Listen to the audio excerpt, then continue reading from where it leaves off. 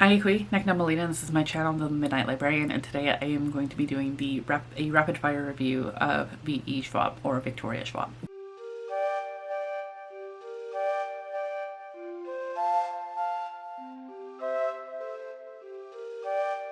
So this isn't going to be all her works because she has quite an extensive backlist, but this is going to be the works that I've read from her. So counting the whole series, not them individually, I have 4 to talk about.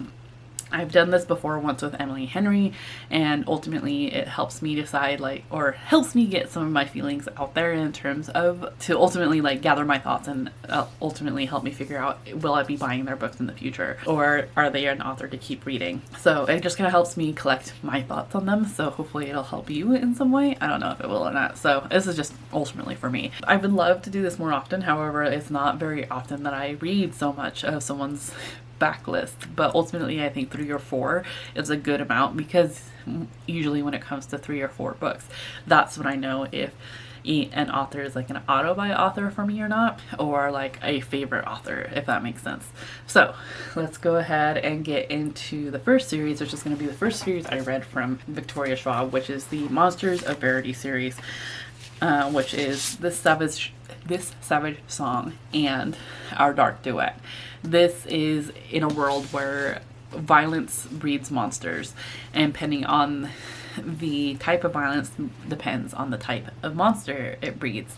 So in this Savage Song, we are following 2 perspectives. One is Kate Harker, who is the daughter of a business tycoon of sorts. They live in a city where it's kind of just split in half, and her father believes that these minor monsters can be controlled and do his bidding.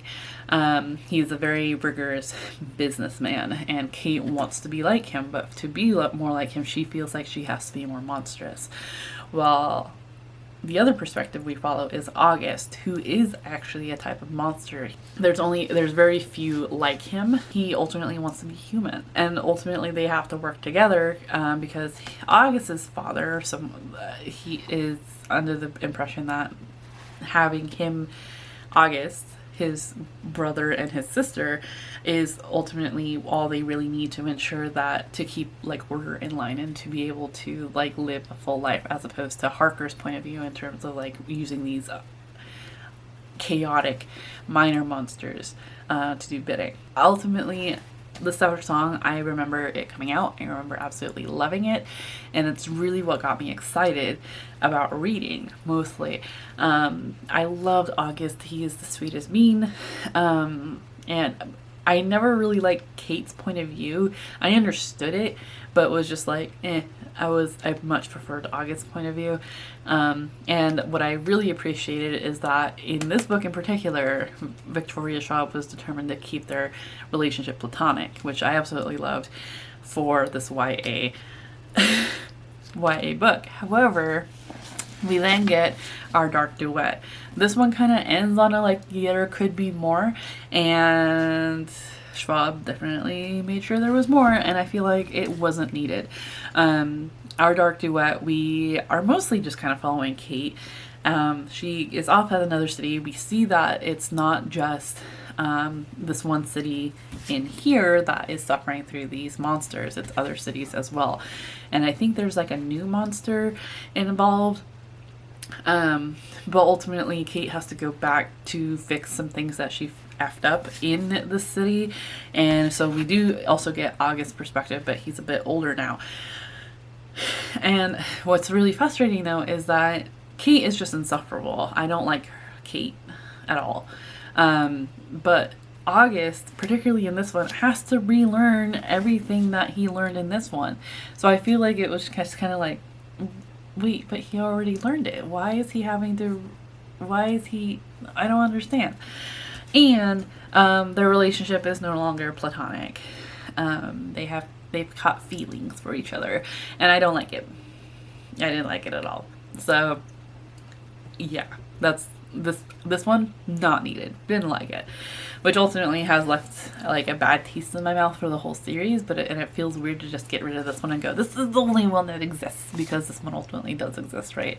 So that's my mixed feelings on that. Next is one that I actually listened to. I don't have a physical copy of, but it is a gorgeous cover, and that is Gallant.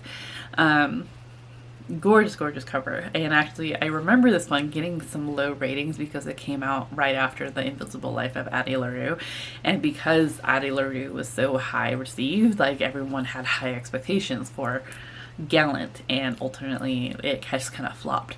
This Gallant was available through Libby, through my county library, so I decided to give it a try. We are following Olivia, who is mute, who grew up in a girls' school. Basically, she was dropped off at this girls' school and like grew up there. But now she's getting to the age where she's either going to be like sold off to like a family to be a help, or to the workforce, which of course she doesn't want either, right? But she notices something that the other girls haven't, and that she can see ghosts. And the only thing that Olivia has of her anything to do with her past is her mother's journals, particularly one journal where you can kind of see her mother wasn't quite all there, and it's very, but it's Olivia's like most prized possession. But so when she gets closer to like having to be kicked out of the school, the school receives a letter from someone claiming to be Olivia's uncle, saying that he'll take her at Gallant, which is the house he owns. So she arrives at Gallant only to find out that her uncle's been dead for like a year or so. And actually her cousin's the one that has been running the house, and her cousin doesn't want anything to do with her. He doesn't want her there. There's two people that work in the house that like are still there. Everybody else left or died. But this is the house that her mother grew up in. Like Olivia knows it. She's sleeping in her mother's room. And even though her cousin wants her out, the two people that are still helping in the house are kind of like helping her stay. And she's ultimately trying to figure out what's going on. She sees ghosts now more than ever here. But of course she's mute. But she does sign. Thankfully, one of the people there signs as well, so he kind of talks to her, or understands her signs, so he talks to her. But everyone's very secretive about what's going on in this house. The premise of this book is much more interesting than the book itself. I feel like the book itself was a little flat and kind of meandery, and I didn't quite see a point to it. I mean, you could say that with any book, right? But for some reason, as I was reading this one, I'm like, okay, and why though? Like, I get that Olivia is trying to figure out more about her mom and like what happened to her, and ultimately has the big question mark of her dad. But ultimately, as she's going through this house and now figuring out what's on the other side of the garden wall, I'm just like, okay, but why? Like, it wasn't as explained as I had wanted it to be. Like, why does it cause nightmares? Why does it... just why? Like, there was too many whys and not enough answers. So ultimately it was just kind of like, okay, like after the end of it, I'm like, that was interesting, so I couldn't really tell you. It was just kind of eh. But let's go ahead and talk about the book that came out right before that, and that is The Invisible Life of Addie LaRue. This is the Owl Crate edition, and I remember like there was such big hype around this book when it was first coming out, because it was like, I think Victoria Schwab's like passion project. It was something that she had been working on for years and years and years. And so there was like major hype around it. And so this was like, I hadn't been subscribed for Owl Crate for years already, but this one in particular, I remember watching their social media feed to ensure that I was either like on a wait list to get this or like ready to order this. I don't follow Owl Crate anymore. I am not subscribed. They've had some issues. I don't know if they ever worked it out, but ultimately when I did have their box, it just wasn't something that I was into. There was a lot of like useless knickknacks. This one we are following Addie LaRue, who was born in 1714 France. Ultimately, I don't like this edition of the cover, so I'll just put this one up even though it's vaguely the same. I'm not impressed with this cover. We are following Addie LaRue, who was born in the 1700s, I think. if not the late 1600s. But ultimately, in 1714 France, she makes a Faustian bargain out of desperation, and it's so that she can be free. So ultimately, she is able to live forever, but is forgotten by everyone she meets. So throughout, we kind of just follow her life, and we jump timelines, right? So like, she's in 17, like we get her story in 1714, and then we jump to present day 21st century, where she ends up meeting this guy, and it turns out that he remembers her name. So she's like really interested in him, and she's kind of like decides to tell him her life story, just because it's finally someone that remembers her and will remember her story. So we learn about Addie LaRue's history in terms of what she did to survive, because even though she can live forever, she can still die technically, right? So we see how she's able to survive throughout different areas, like as she kind of just tries to explore the world. And of course, like this Faustian bargain, who she has done this to, and so he's constantly like coming back to her going, are you ready to like give up? Like, are you ready to be mine? And so she's of course stubborn and doesn't want to, but we see how that affects her throughout her life, and how she ends up like being inspired to live. I can see why people are really into this book, particularly like I know there's a couple of booktubers that like have multiple copies of this book, but I know, and I don't know if it's just because there's still so, I don't know if it's because I remember the hype to this, or if it's because people are still hyped about this, but ultimately it was just okay to me. Julia Whalen's the one that narrated it. I thought she did a great job. It was ultimately a really interesting and complex story, but ultimately I was still just like, okay, it's okay. Like, it's not fantastic. It was just okay. So I don't know if it's because it was like all this hype that was around it that like made it seem, I put this on this pedestal, and I'm just kind of looking at it going, okay, it's fine, but like it's kind of like seeing the Mona Lisa for the first time. Like, you think it's going to be this huge grand thing, and it's like 8.5 by 11 small frame with like a bunch of people around it taking photos, and it's like hard to actually see it, but once you actually kind of get a glimpse of it, I'm like, okay. And that's how I kind of feel about it. Like, I think ultimately I gave it a 3. But yeah, like, I don't know if it was the hype or if it was also just because this is what I'm realizing about Victoria Schwab's writing, is that it sounds really great in theory. It's dark, it's romantic, it's gothic. But then the actual execution of it just kind of falls flat. Like, it's not as exciting as I was led to believe. It's not as thrilling. It's not like gripping me as much as I want it to. I feel like a lot of people have this reaction to with Neil Gaiman, in terms of like they tried multiple of his books and they just don't quite get the hype of why he's so beloved.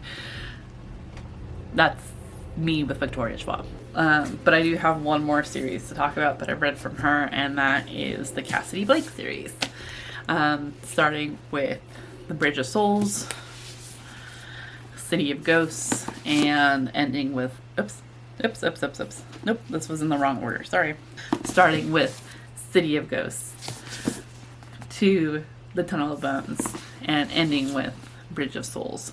So basically in this is a middle horror middle grade, and ultimately we are following Cassidy Blake, who like a year ago ends up almost dying by drowning. She is saved by a ghost, actually, who becomes her best friend. His name is Jacob. She can see him. And because of her near-death experience, she finds that is like an in-betweener. She can see the veil that no one else can. She can slip in and out of where ghosts reside in the human plane. Her mother and father are a paranormal investigator and a historian, respectively. And they decide to take on this like docu-series show called The Inspectors. And so they go to these most haunted places around the world and talk about the history of it, as well as its paranormal activity. So in City of Ghosts, we are in Edinburgh, and Cassidy kind of explains her power and how she essentially is trying and ends up meeting this other girl who has the same power. Cassidy ends up getting the attention of a pretty well-known ghost. In Tunnel of Bones, they are in Paris. While in the catacombs, Cassidy finds a poltergeist and has to deal with that. And then in The Bridge of Souls, we are in New Orleans, Louisiana, and Cassidy realizes that there is something hunting her. She's attracted the attention of something else. So ultimately, like, I would say, and my apologies, these ones are kind of sun damaged, but ultimately, I will keep this series. I think it's interesting. It was kind of giving me like Danny Phantom vibes in a way, but the first two actually kind of disappointed me of sorts. Like, it was interesting and it was like almost there, but still like there was something missing from them. And then the last one, which is the one I most recently finished, The Bridge of Souls, I swear, like halfway, like for the first half of the book, I was like, I'm gonna get rid of this series. I don't think I'm just not vibing with this. Like, this is so disappointing. And then the last half of the book, I'm just like, there it is. I will be keeping this book. And this series. This is great. So it was like the last half of this book is what really like kind of like solidified, like it really like raised the stakes a little bit. There was a little bit more emotion to it. There was like, it gripped me a bit more than the rest of the series. And that's what made me decide to keep them, which is really kind of disappointing. But it was still the same, like, I wanted more from it, really, because, I mean, we know that Cassidy almost died. We know that Jacob did die. Cassidy is also, like, a photographer. She's really into, like, old cameras and film and, like, developing, and even, like, her camera has this, like, this otherworldliness to it that is pretty cool. I think what disappoints, like, I love these covers, but they make the cat seem so much more relevant than it actually is. There were aspects of this series that I feel like it was going to go in certain directions that it didn't end up going into, and because of that, it ultimately disappointed me. And maybe that was my fault for thinking like it was going to go into these aspects, like when there was no inclination of that. But like, cat being on the cover made me think. But ultimately it was just kind of disappointing. Again, this kind of feels like the same as what I've heard from Neil Gaiman, or about Neil Gaiman, in terms of people not getting it, in terms of like, you know, I like not understanding the hype. And that's where I'm at with Victoria Schwab in that. And I feel like they kind of go hand in hand, of like, they both have these like dark elements that can be really just like adventurous and like romantic, and have these like notions of gothic. And it doesn't quite hit. And I say that too with Neil Gaiman too, because Coraline is really boring. The book is a little boring comparatively to the movie. And like, I loved the Graveyard Book to a degree. There were a couple aspects that I'm like, why is this here?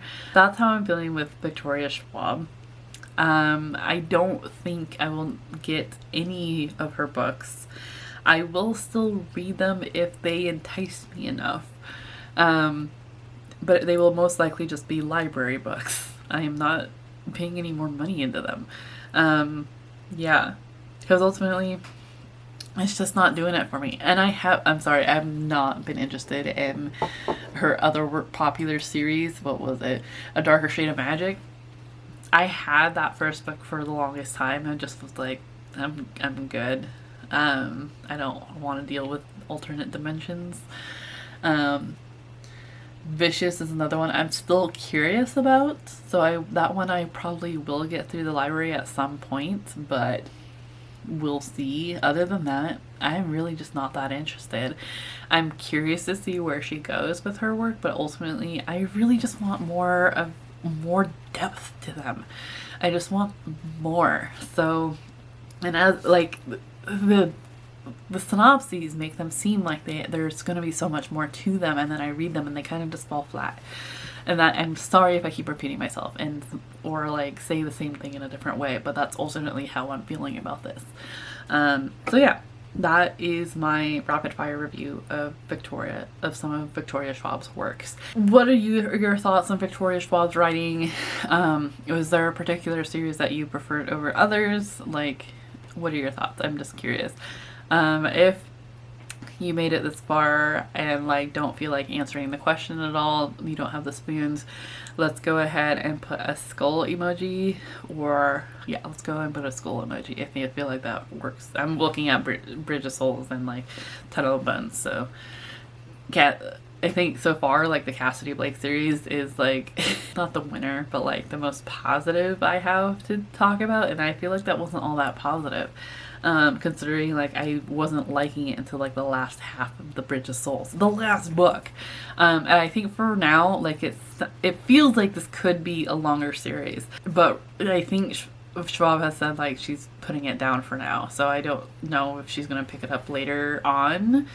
I feel like she very well could. It feels like it could go in the way of Danny Phantom, in that ultimately like Cassidy has friends that know that she's an in-betweener and that they help her out, and they get into these antics, and there's so many more haunted places that her parents can explore, but ultimately like towards the end of the series everything can come out. Yeah, I don't know, I'm just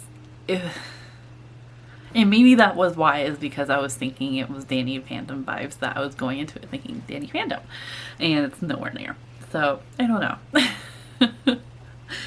Yeah, anyway, if you made it this far, let's go ahead and put a skull emoji, because that's, I feel like, the overall mood. Will I be buying more from, I think I've already answered this, but like, will I be buying more from Victoria Schwab? Buying? No, I don't think so. I am interested to see what else she puts out, but ultimately will not be spending money. I will be getting her work through the library, whether it's through Libby or through my own library. But that's what I'm testing it out first. But ultimately, I'll still read from her, maybe, but will not be buying any more of her books. But yeah, that is my rapid fire review of Victoria Schwab. Like this video, subscribe if you have not already. Thank you so much for all your support, and I hope that you were in the mental mindset to enjoy your reading. I will see you in another video very soon. Cheers.